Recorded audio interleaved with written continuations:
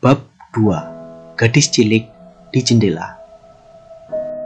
Mama merasa khawatir karena Toto-chan pernah dikeluarkan dari sekolah, meskipun dia baru mulai bersekolah. Sungguh aneh, baru kelas 1 SD sudah dikeluarkan dari sekolah.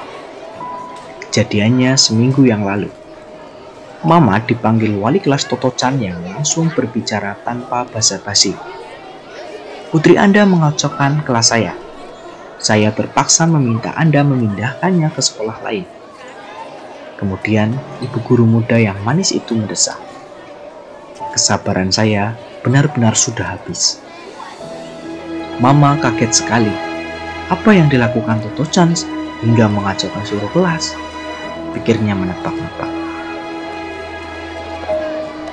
Sambil mengedip-edip, gugup dan merapi-rapikan rambutnya yang dipotong pendek model laki-laki, guru itu menjelaskan. "Ya, misalnya, dia membuka dan menutup mejanya ratusan kali. Saya sudah menjelaskan bahwa murid-murid tak boleh membuka atau menutup mejanya kecuali untuk mengambil atau memasukkan sesuatu. Putri Anda malah jadi terus-terusan mengeluarkan dan memasukkan sesuatu. Mengeluarkan atau memasukkan buku catatan, kotak pensil, buku pelajaran, atau apa saja yang ada di mejanya. Misalnya, waktu pelajaran menulis abjad, putri Anda membuka meja, mengeluarkan buku catatan, lalu menutup meja dengan membantingnya. Kemudian dia membuka meja lagi, memasukkan kepalanya, mengeluarkan pensil, cepat-cepat membanting tutupnya, lalu menulis A. Kalau tulisannya jelek atau salah, dia akan membuka meja lagi, menghapus, menutup meja, menghapus huruf itu, kemudian membuka dan menutup meja lagi dengan menyimpan, menghapus. Semua itu dilakukannya dengan cepat sekali. Ketika sudah selesai mengulang menulis A, dia memasukkan kembali semua peralatannya ke bawah meja satu persatu. Dia memasukkan pensil, menutup meja, lalu membukanya lagi untuk memasukkan buku catatan. Kemudian, ketika dia sampai guru berikutnya, dia mengulang semuanya. Mula-mula buku catatan, lalu pensil, lalu penghapus. Setiap kali melakukan itu, dia membuka dan menutup mejanya. Itu membuat saya pusing. Tapi, saya tidak bisa memarahinya karena dia selalu membuka dan menutup mejanya dengan alasan yang benar. Bulu mata panjang guru itu bergetar semakin cepat ketika dia membayangkan kejadian yang diceritakannya. Tiba-tiba Mama mengerti mengapa Toto-chan sering sekali membuka dan menutup mejanya. Dia ingat bagaimana bersemangatnya Toto-chan waktu pulang sekolah di hari pertama. Katanya, "Sekolah asik sekali. Mejaku di rumah ada lacinya yang bisa ditarik. Tapi meja di sekolah ada tutupnya yang bisa dibuka ke atas. Meja itu seperti peti dan kita bisa menyimpan apa saja di dalamnya. Keren sekali, bukan?" Mama membayangkan Toto-chan dengan riang membuka dan menutup meja barunya. Mama tidak menganggap itu perbuatan nakal. Lagi pula, Toto-chan pasti akan berhenti melakukannya jika sudah bosan. Tapi, Mama hanya berkata begini pada ibu guru. "Akan kunasehati dia tentang hal itu." Nada suara guru itu meninggi ketika dia melanjutkan. "Saya tidak akan hilang kesabaran kalau hanya itu masalahnya." Mama jadi salah tingkah ketika guru itu mencondongkan badannya ke depan. Kalau dia tidak membuat kegaduhan dengan mejanya, dia berdiri selama jam pelajaran. "Berdiri? Di mana?" kata Mama kaget. "Di depan jendela," jawab guru itu ketus. "Kenapa dia berdiri di depan jendela?" tanya Mama heran. "Agar dia bisa memanggil pemusik jalanan," guru itu nyaris menjerit. Inti cerita guru itu adalah, setelah 1 jam membuka tutup mejanya, Toto-chan meninggalkan tempat duduknya lalu berdiri di depan jendela, memandang keluar. Kemudian, ketika guru itu mulai berpikir selama Totocan tidak membuat keributan biar saja dia berdiri di sana. Gadis cilik itu tiba-tiba memanggil pemusik jalanan yang berpakaian kumuh. Sesuatu yang membuat Totocan senang, tapi bagi gurunya menjengkelkan, yaitu kenyataan bahwa kelas mereka terletak di lantai dasar dengan jendela menghadap ke jalan. Antara dinding sekolah dan jalan hanya dibatasi pagar tanaman rendah. Jadi, siapapun yang ada di dalam kelas bisa dengan mudah bercakap-cakap dengan orang yang lewat di jalan. Ketika Totocan memanggil mereka, para pemusik jalan itu langsung mendekati jendela kelas. Lalu, kata guru itu, Totocan mengumumkan kepada seisi kelas, "Mereka datang!" Dan anak-anak berlarian ke jendela sambil memanggil pemusik jalanan itu.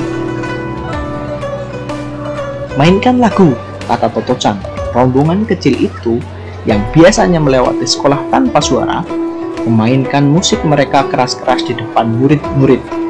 Maka terdengarlah lengking nyaring klarinet, bunyi gong, genderang, dan samisen, alat musik petik khas Jepang. Guru yang malang itu hanya bisa menunggu dengan sabar sampai kegaduhan selesai. Akhirnya, setelah lagu selesai, para pemusik itu pergi dan murid-murid kembali ke tempat duduk masing-masing. Semua kecuali Totocan. Ketika guru bertanya, "Mengapa kau tetap berdiri di depan jendela?" Totocan menjawab dengan sungguh-sungguh, "Mungkin pemusik yang lain akan lewat. Lagi pula, sayang kan kalau kita sampai tidak melihat rombongan yang tadi kembali." "Sekarang Anda pasti bisa membayangkan betapa kelakuannya membuat kelas menjadi kacau kan?" kata guru itu emosi. Mama mulai bersimpati padanya ketika sang guru meneruskan dengan suara yang makin meninggi. "Lagi pula, selain itu, ada lagi yang dilakukannya." "Apa lagi yang dilakukannya?" tanya Mama dengan perasaan makin tak enak. "Apa lagi?" seru guru itu.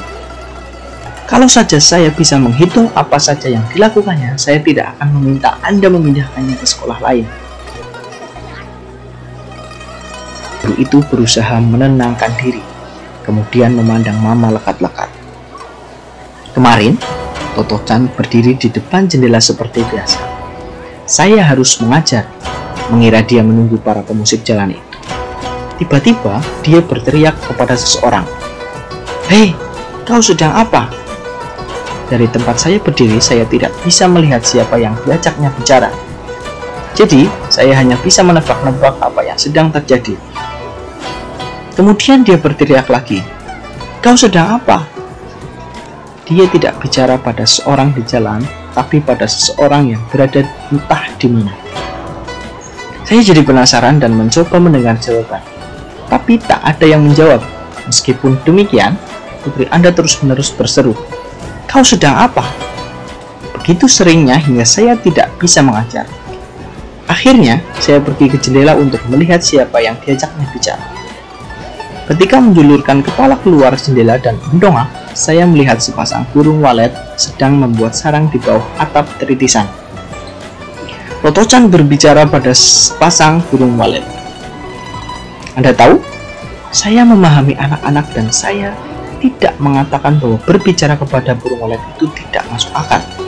Saya hanya merasa tidaklah perlu bertanya kepada sepasang burung walet apa yang sedang mereka kerjakan ketika kita sedang mengikuti pelajaran."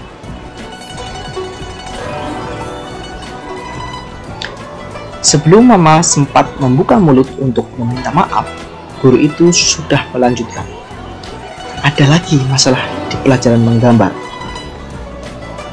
Saya meminta anak-anak menggambar bendera Jepang. Semua anak menggambar dengan benar, tapi putri Anda menggambar bendera angkatan laut. Anda tahu kan, yang bergambar matahari dengan garis-garis sinar? Biarkan saja, pikir saya. Tapi tiba-tiba dia mulai menggambar rumbai-rumbai di sekeliling bendera. Rumbai-rumbai? Ya, bayangkan, seperti rumbai-rumbai pada Panji. Mungkin dia pernah melihatnya entah di mana. Sebelum saya sadar apa yang dilakukannya, Dia telah menggambarkan rumbai kuning sampai ke pinggir kertas dan terus menggoreskannya di atas meja-mejanya. Anda tahu, benderanya dia gambar hampir sehalaman penuh, jadi tidak ada tempat yang cukup untuk rumbai-rumbainya. Dia mengambil krayon kuning lalu membuat ratusan garis yang menggores sampai melewati pinggir kertas.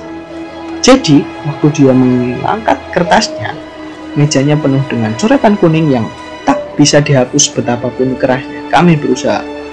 Untunglah, garis-garis itu hanya memenuhi 3 sisi.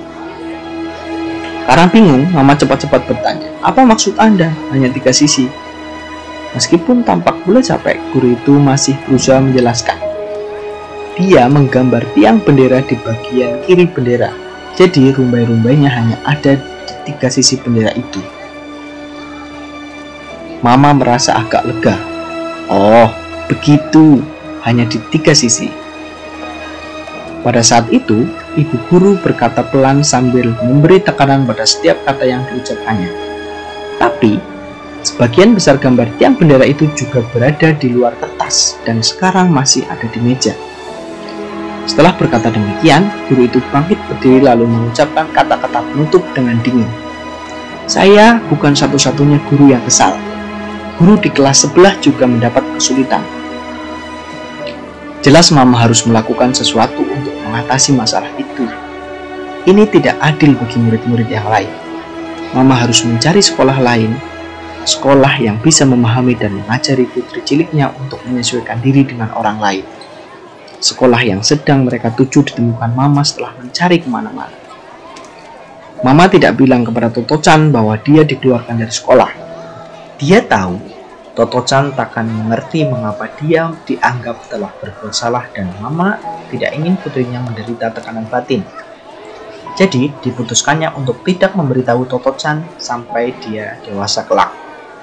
Mama hanya berkata, "Bagaimana kalau kau pindah ke sekolah baru?" Mama dengar ada sekolah yang sangat bagus. "Baiklah," kata Toto-chan setelah berpikir cukup lama. "Tapi apalagi ini," pikir Mama. Apakah dia tahu bahwa dia dikeluarkan dari sekolah? Tapi sesaat kemudian, Toto-chan hanya bertanya begini dengan riang. "Menurut Mama, para pemusik jalanan akan melewati sekolah baruku tidak?"